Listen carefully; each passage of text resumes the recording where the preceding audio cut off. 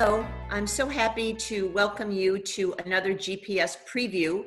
Today, our speaker is Dr. Michele Borba, who is a long-standing friend to the Glenbard Parent Series. She's been with us, I think, more times than anybody else. It tells you exactly how we feel about her important work. She's been with us for her book on selfie. She'll be back next year again.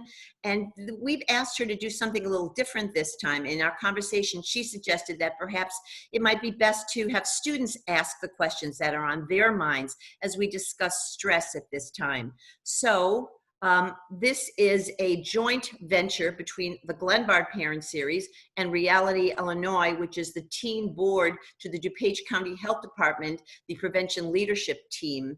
And we work for wellness and substance abuse prevention and positive youth development. So without further ado, let's get started. Hi, Dr. Borba. I just wanted to thank you again for taking the time to meet and talk with us today. My name is Jane, and I'm currently finishing up my sophomore year at Glenbard West High School. So my question for you is, what are some signs that you should take the next step to get help? Because I know as a 15-year-old, I can speak to the fact that sometimes high school, friends, and sports can be stressful. But when do you know that the anxiety or the way that you're feeling is alluding to an issue that may need to be addressed by a professional or by an adult? Oh, Jane, I love your question and thank you. Listen, first of all, right now we're at a really tough time when we're all feeling anxious, we're all feeling stressed, we're all feeling overwhelmed. But I always tell kids, use the TOO index, T-O-O. Anytime you recognize you're feeling too stressed and it's lasting too long and it's starting to spill over and really impact too many other parts of your life, so you can't feel joy, you can't sleep for so long, you're feeling anxious, you can't concentrate in school, and your relationships are starting to be impacted because it's spilling over to too many other areas, that's when you start to get the need for help and go, I gotta go someplace else because what I'm doing isn't working and I deserve better. I love your question, Jane, because I think too often we step back and we don't ask for help, we wait too long, and then it just starts to really overwhelm us. So my name is Vivek and I'm a junior at Naperville North High School. And my question is, what does a therapist do? And what can someone expect when we go to a therapist? And how can we deal with the stigma of seeing a counselor? Oh, so many good questions. First of all, that therapist or the psychologist or the counselor that you go to is going to help you see connections that you may have missed. Because when you're in a state of really heavy anxiety or stress, one of the things that really impacts you is your focusing ability. You can't think and you keep doing the same old stuff. And so as a result, nothing improves and you just sometimes get worse instead of better. The therapist is not going to judge you, but it's going to help you start to make the connections and really also empower you to say, here's some things you may want to try.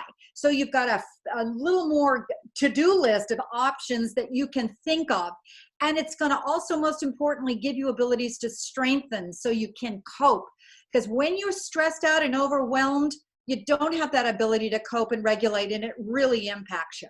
Now, the second part of your question is also really, really powerful because a lot of adults as well as teens still see that stigma of, gosh, if I go and see a counselor, then something must be wrong with me. And absolutely 100% not. So how do you help make that change engine? One of the things is you may start sometimes, kids have said it helps by first texting the counselor or phoning the counselor so that you're not face to face, because the biggest thing that teens say is going to the counselor's office and worrying about somebody else seeing you walk in is half the battle, even though the majority of them may be doing the exact same thing, but they're not telling you. So once you create this safety or feeling of trust with that person and let them know, hey, I'm really anxious about seeing you, one of the things that they can do is say, then come at this time, because we've got to get over this stigma. We know that 1 out of 3 kids before this pandemic were really troubled by stress and trauma, and now we got to help them figure out, so what can we do to reduce it? And one of the best ways is going to that counselor. So thank you for that question. Hi, my name is Allison O'Connor, and I'm a junior at Bennett. And my question is just what can I do to help and cope with my own anxiety? And then also, what can I do to help a friend who might be also feeling anxious? Oh, two great questions. First of all, just been interviewing so many of you, and thank you for giving me your voice and let me asking you questions prior to this conversation, because what you've told me is that not one strategy works for one kid. So even though you may have had mindfulness or meditation or yoga, it may work for that kid, but not necessarily for you. Therefore, the first thing is you can reduce your anxiety. There are fabulous ways to reduce stress, but in the end, you got to figure out what works for you. And then what one Glenbard teen told me is then you got to sustain it and keep doing it so it becomes a habit.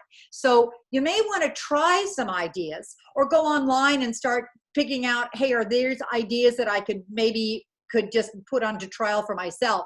One of the things we do know is that meditation of deep, slow breathing can work, Allison, but only if you do it right. In fact, Navy SEALs told me the best way to do it is it's got to be deep and slow. So it's like you're smelling a flower and you're riding up an escalator, then you're holding it, and then you slowly let it out. I'm telling you that one breath, I'm so relaxed, I'm about to pass out. But you slowly let it out. But the key is, the SEAL says, you got to keep thinking of the breath, and the exhale has to be twice as long as the inhale. And it never works the first time you try it because you're so focused on trying to get the breath right that you don't get the relaxation process. There's actually, teens told me, some great apps that they're putting onto their phones that are helping them with an alarm system going, hey, it's an hour later, I should try that. Yoga does seem to be working. The Stanford Stressed Out Student Program is implementing that in schools across the country for teens, and many girls in particular say it helps because you keep practicing it. Another thing that teens say really does help is just putting different kinds of music onto their playlist.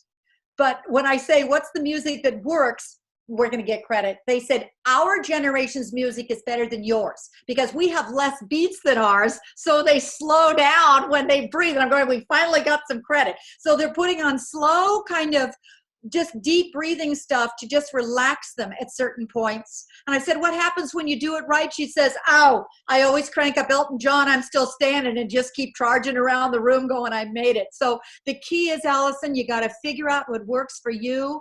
The other thing that teens say that really is impacting them is they're not sleeping well. So you got to figure out, get on a regular sleep schedule. I know that sounds so easy, but it's hard. If you turn off those electronic devices 30 minutes before you go to sleep, watch out for those energy drinks. They rob you. And then try to keep on a regular basis. It seems to help.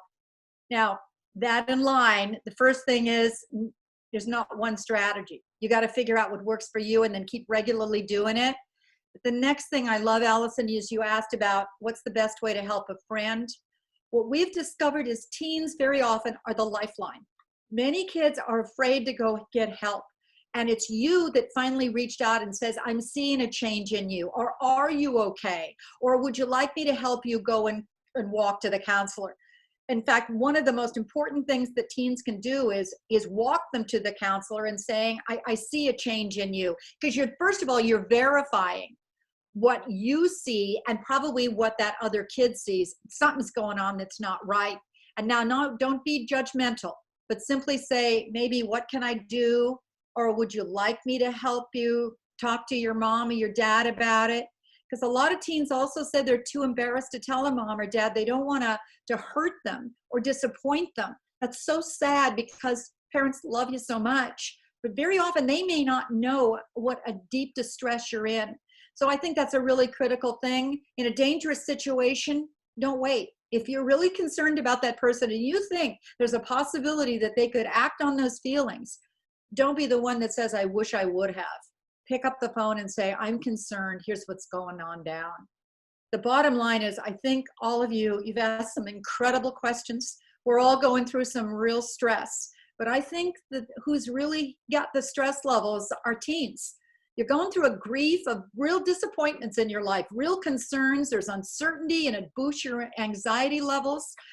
But it means that most of all, you need to reach out with one another and realize help is there. We're there for you. We're all going to get through this. But the first thing is making sure you do get the help because nobody deserves it more than you. Thank you. Dr. Borba, thank you. You always teach us and you always make us feel better. And I'm so excited already for you to come back to the Glenbard Parent Series. And we'll have students there as well. They're always good. welcome. Oh, good.